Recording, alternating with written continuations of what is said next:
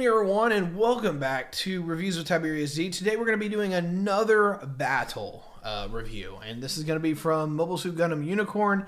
I thought about doing a few other battles that came before this one, but it just couldn't work out. It required a crap ton of editing.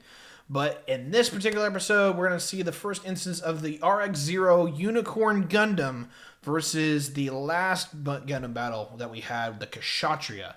The big, massive quad-wing mobile suit that you guys seem to enjoy. So without further ado, let's start this off, and we'll hit it good.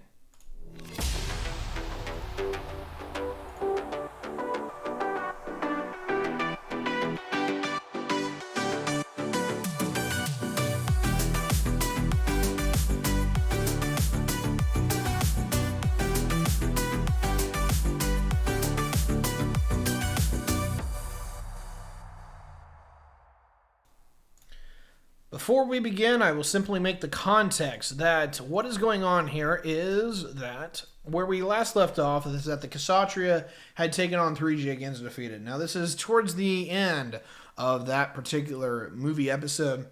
That was an hour, and what had happened was that they got into Kshatriya got into inside of a colony, took on a bunch of dudes, which I really wanted to do that video, but I couldn't do it without the editing. But what is happening here is that our protagonist for this story, which if you want to watch the show, you are very welcome to, is taking into the Gundam of the series. And if anyone doesn't understand, what these machines are called mobile suits. And mobile suits are basically humanoid weapons systems or platforms that behave anatomically like humans. And the reason why that is so powerful is that they are easier to control with some thrusters and maneuvering, that they can actually outperform tanks on the ground to some degree, but where they really excel is in space. Is that unironically having the humanoid form where you can kind of move around and twist around in the humanoid form instead of having like a starfighter actually works really well, because in a 0G environment is that up is relative. You don't need ailerons and ailerons and the things like that don't really work in space. So you can't really run it like a fighter jet. Honestly, like a sphere or a cube works really, really well in space. Well, one of the things that the premises for this show, in this whole universe series, is that mechas work really good in space, particularly in oxygen deprived environments like the moon, is that they can operate like ground troops in an encased battle suit, but you don't have to really contend with the effects of gravity. And if you put a number of thrusters on the limb joints or whatever, you can do a lot of mobility, and you can have a lot of versatility and flexibility to do a lot of things. And so, without further ado, let's get into this particular battle. It won't be very long, but we'll talk about what is going on here and explain this particular engagement. Good to see you, Turk.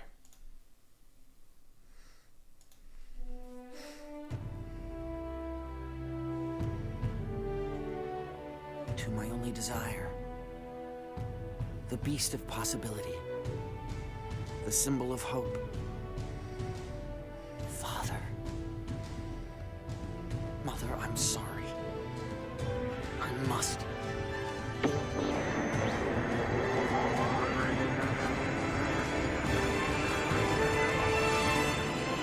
I must go.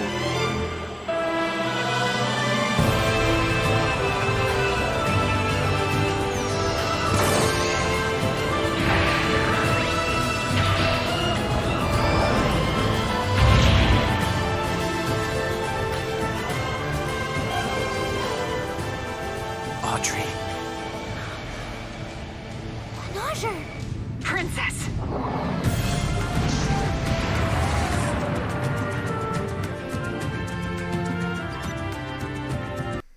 Okay, so just to get where we are here, our protagonist is in the Gundam.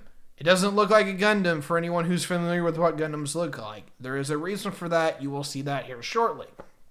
What we have going on here is that if there's a little bit of like telepathy thing going on, that's a little bit of a backstory into the Gundam universe, where basically humans who live in space after a while will evolve particular abilities. They're like psychic abilities.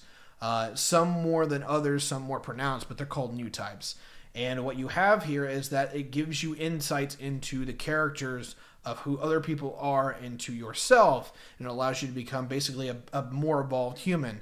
This really won't play into effect in this battle in particular, but I want to give that context, is that you've had some interaction with these characters, and what we're getting up here is the engagement between the Kshatriya, which is after this young lady, and he is there to protect her as well. And so you're going to have the clash of two peoples with different ideologies and different beliefs trying to fight over the same person in a nutshell.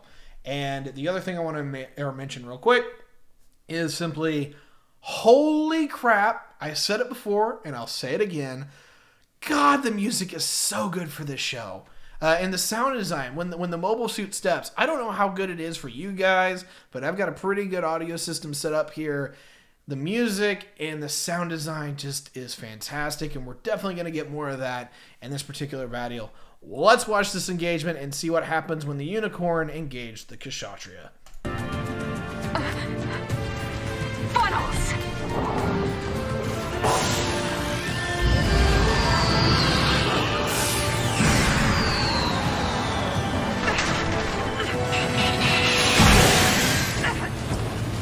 Go!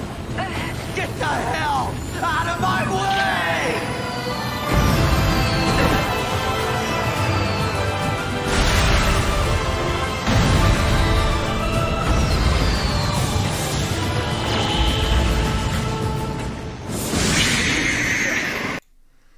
Okay, that is pretty awesome straight out of the gate. So, the pilot here, Menager, which is our male pilot for the Gundam, has never piloted a mobile suit before. Now, there's a thing that he's basically been trained that we get into, but you'll have to watch the show for that.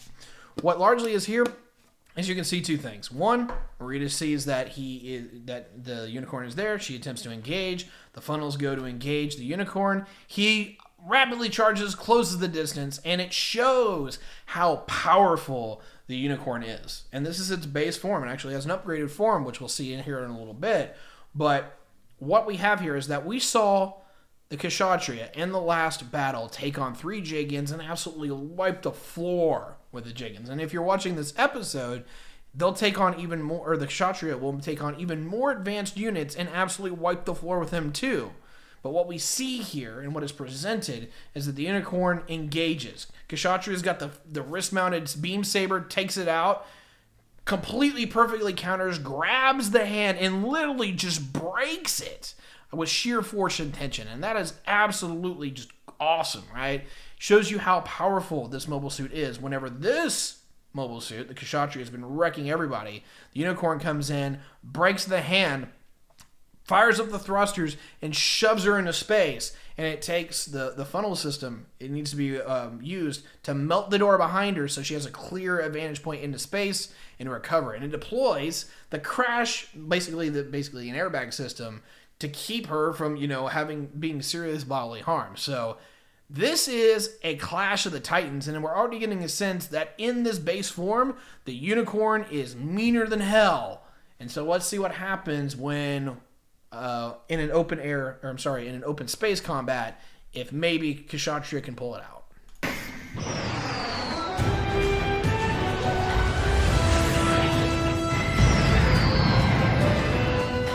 He's open.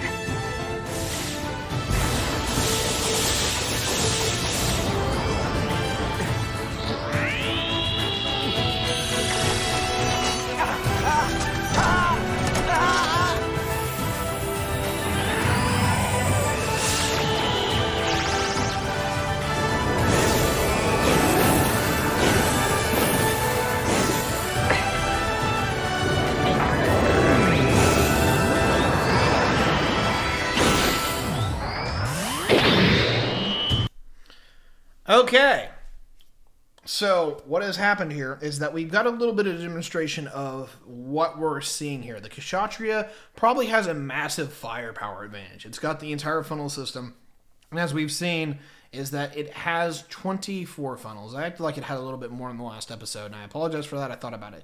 There's 6 on each wing that can be deployed, so 6 times 4, total 24, right? It's got firepower. It's got rigidity. It's huge. It's bulking. But we can see the unicorn doesn't look like it's no slouch either, and we can definitely see that whenever it was flying away, it's got maneuverability. It literally like flips, and it seems to flip really, really quickly. And so we get a sense that probably this is a strength versus agility mashup that we're about to see. But then we see all kinds of things happening, and even if you are new to this show, you have no idea what you're looking at, don't worry, because this is the first time we see this particular thing in the series as a whole. You'll see the NTD pop up there. You see all of a sudden the aperture around him completely change, and his chair locks him in. What this is, and I'm explaining this ahead of time, so if you want to watch this show, you want to watch the series, Gundam Unicorn, there's 0096, which is a 30-minute series of like 20-some episodes, and they add a little bit of new stuff. And there's also Gundam Unicorn, the OVA, which is 7 one-hour episodes. And so, without further ado, what I'm going to get into is this. The NTD system is called the New Type Destroyer System, and what it does is that it uses a technology called psychoframe, where it reads your brainwaves and it transfers that into the motion machines for the entire body. The Kshatriya has a little bit of that. We talked about that the last episode. That's how she's controlling the funnels, is that she's telepathically moving the funnels around with her mind to use that in assault. But the Unicorn is built differently, to where it has it throughout the entire body of the mobile suit, where it is basically use the pilot's mind as an extension of their own body to go in offensively and attack. And more importantly, the final note here is that if it didn't look like a Gundam before, you may see that it looks like a Gundam now. And one of the big things that is implied here, and you're going to see a little bit more of this, is that people get to see a Gundam. We haven't seen a Gundam for the better part of 3 years in the series by the timeline. And they were already rare enough as it was. The Gundams are no joke. That's why they call it Mobile Suit Gundam. And so when one shows up, you know you're in for a big deal. And one has just showed up on the battlefield and transformed. Things are about to get spicy and dicey. Now, the thing that we've definitely seen before we get into this is the only weapon we can discern that the Gundam has, for anyone who is uninitiated, is that it's got a big old beam saber out that it just whipped out. And it just deployed more thrusters. So it's probably going to be a lot more maneuverable, and it's probably going to be there for that close-in fight, or close-in-range fight. Kshatriya has got more that it can take a hit on, but it also is probably less maneuverable, and it has more of a firepower advantage. Let's see what happens.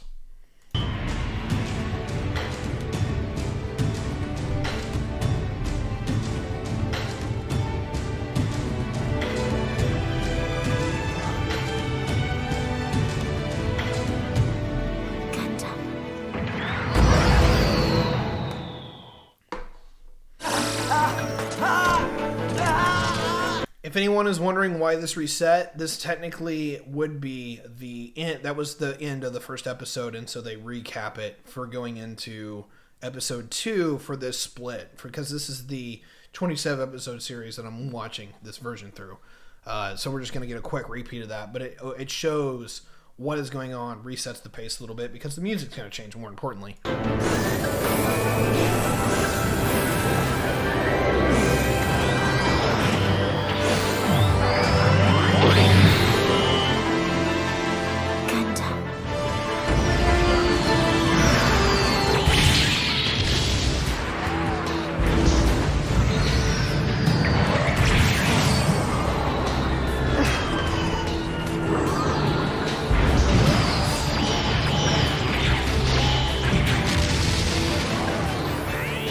That thing is built with psychoframe throughout the whole body? So, right out the gate, the Unicorn's showing it's got the stops. It goes through and is able to just make mincemeat of the funnels. And that's quite incredible, because no one had been able to damage one during the entire Conolini battle before, which you hadn't seen, but also during the entire battle that you'd seen before between the 3 Jagans. And all of a sudden, the Unicorn comes out and it's just slicing and hacking them up. First 1, then 2, then 3, then 4. It's absolutely doing damage. And then, of course, it just pushes the offense right up into her, where Banagher is able to come through and cut one of the quad wing, or one of the wings off from the quad wing. absolutely impressive, massive display of power. And so maybe we have a bit of a mismatch here where we thought that it was one more powerful versus one more maneuverable. But it looks definitely to be that they're probably matched on power, if not the Unicorn is actually more powerful and more maneuverable, and that the Kshatriya is simply more of a tank. Let's see where it goes from here. We have confirmation. The unidentified single-horn suit transformed or morphed. It's a Gundam! Gundam? Mika, look at that. It's really a Gundam. What's Gundam? It's the name of the first mobile suit developed by the Federation. Zeon even used to call it the White Devil. Attention, Bridge. The machine currently engaging the Sleeves quad wing appears to be a Gundam type. A Gundam? No way! So, obviously, for what I just told you, I kind of forgot that the scene was there, but it kind of re-emphasizes what I was talking about. The Gundam is kind of a legendary weapon in this universe, and even though they would have multiple iterations of the Gundam, they're seen very rarely, and when they show up, they tend to break shit. They just tend to overly just come in and break everything. So, let's see if Kshatriya can reverse this, or how this battle ends. Gundam. Gundam. Gundam is the enemy!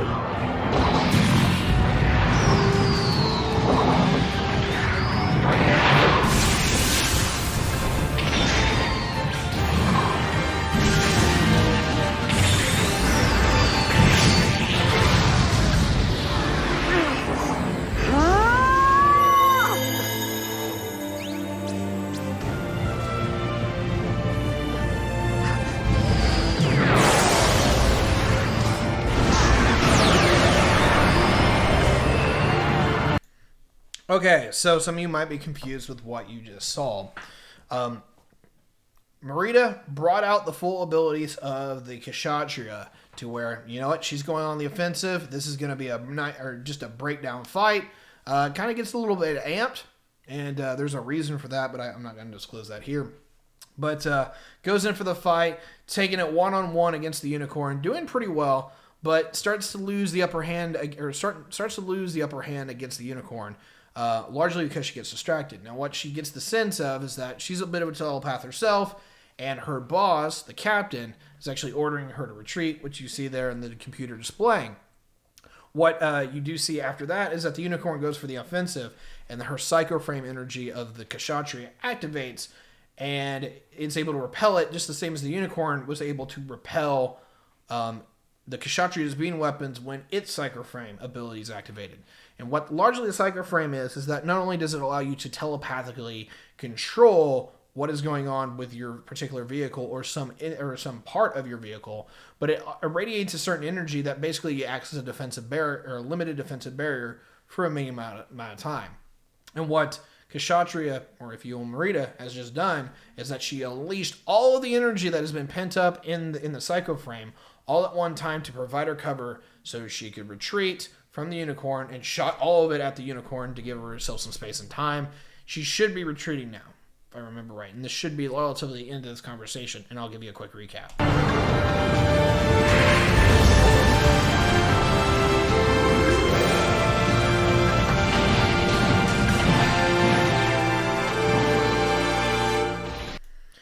And yes, this battle is over. So, in a general concept, though, is that the Unicorn was able to successfully engage the Kshatriya, turn the tables on the Kshatriya where the Kshatriya had to retreat. And while it may have looked like two of the quad wings that get sliced off, it was actually more of the original one that gets sliced off. And so it's down to 3 wings. It's down to at most, it is now down to 18 operational funnels, and we probably saw the better part of 6 get sliced up, maybe even more. I didn't keep a good count. So, if Marita engages the Unicorn again, it's definitely going to be a fight, but it looks like a fight that she's probably going to be an uphill battle against. The Kshatriya has been limited in its ability to fight. It's lost one of its wings, and obviously it's lost some of its mobility because it had boosters on those wings. And it's lost 6 of its funnels. So, the Unicorn has largely won this engagement out flat in a very limited time frame. And what is worse or even scarier is that the Unicorn only has a beam saber. let's see what happens the next time when the unicorn engages somebody, whether it be the Kshatriya Marita or somebody else, or maybe it might have something nastier to play with. And with that, this has been Reviews with Tyberius D, the Kshatriya versus the Unicorn. We'll catch you next time.